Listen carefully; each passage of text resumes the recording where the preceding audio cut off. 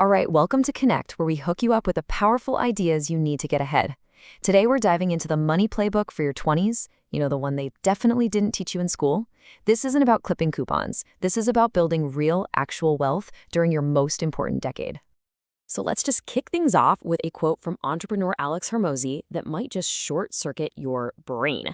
He says, saving money in your 20s is a mistake. Yeah, you heard me, a mistake. The one thing everyone tells you to do, he says, nope, bad idea. I know, that sounds completely reckless, right? But before you write it off, you gotta understand there's a really powerful mental model behind this. So in this explainer, we are going to connect the dots and show you a totally different and honestly way more effective way to think about building your financial future. Okay, first things first, we have to completely reboot the operating system in your head when it comes to money. We're talking about a shift away from a mindset of scarcity, just saving pennies, and moving toward a mindset of aggressive growth and really strategic investment. So here's the core shift in thinking. The old way, you save whatever's left over from your salary to slowly, maybe, buy some assets. The new way, it's about investing your money to learn skills so that you become the primary asset. Your ability to earn is the engine that's going to generate all of your future wealth. So the most important point is you. You are your number one asset. Seriously, in your 20s, the return you get from investing in your own skills will absolutely crush anything the stock market can give you. And this means making a really critical choice about what Hormozy calls your season. Hormozy calls this choosing your season. So look, you could take a job that pays you a few $1,000s more a year. That's what he calls the season of earning. Or you could take a job that pays a little less but teaches you a super high-value skill, like sales or coding. That's the season of learning. And choosing to learn over earn in your 20s has this massive, massive compounding effect on your entire career.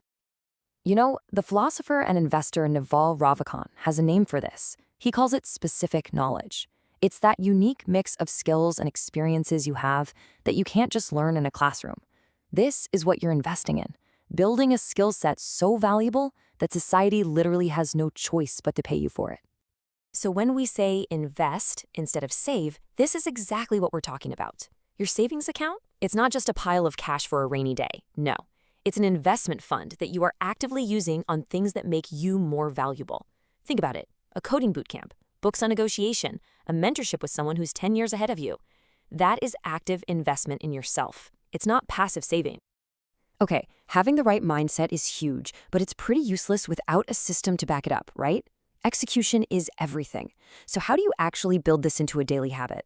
Well, you don't rely on willpower. You design for success, kind of like what James Clear talks about in Atomic Habits. Here it is, the tactical 3-step flow. It's super simple. Number 1, before the month even starts, you decide exactly how much you're going to invest in yourself. 2, you automate it. The day you get paid, that money gets transferred to a separate investment account. And 3, all your other spending is manual. See the difference? You spend what's left over, you don't invest what's left over. The idea here is simple, but man, is it profound. Add friction to the things you want to do less of, and remove it from the things you want to do more of. By making your self-investment automatic, it's frictionless, easy. By forcing yourself to manually spend, maybe even using cash, you actually feel the pain of each purchase, which naturally cuts down on mindless spending.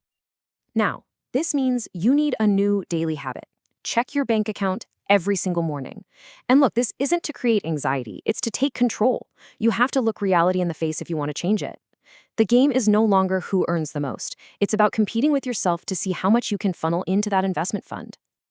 All right, let's zoom out a little bit. This isn't just about your bank account. This is about your entire life. Your physical and your social environment, they are some of the most critical and most overlooked factors in your financial success. Take this, for example.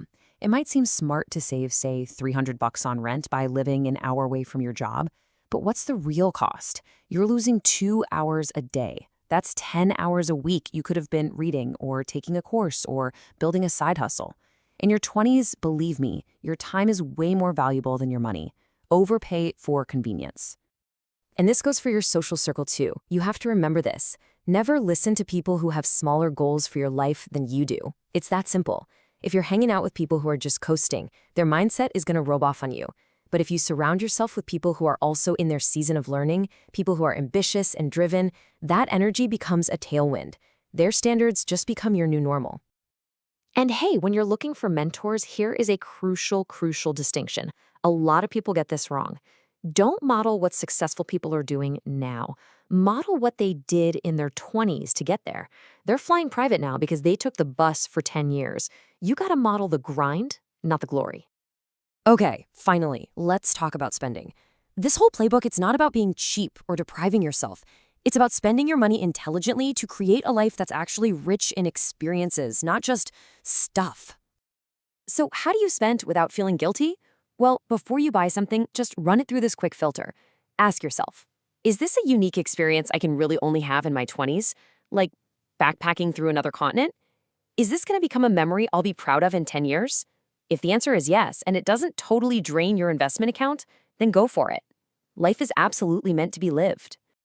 So I'm going to leave you with this question. What is the one skill, maybe it's in coding, marketing, sales, whatever, that you could invest your time and money into this month that would pay you back for the next 10, 20, or even 30 years? That is the real investment you should be making.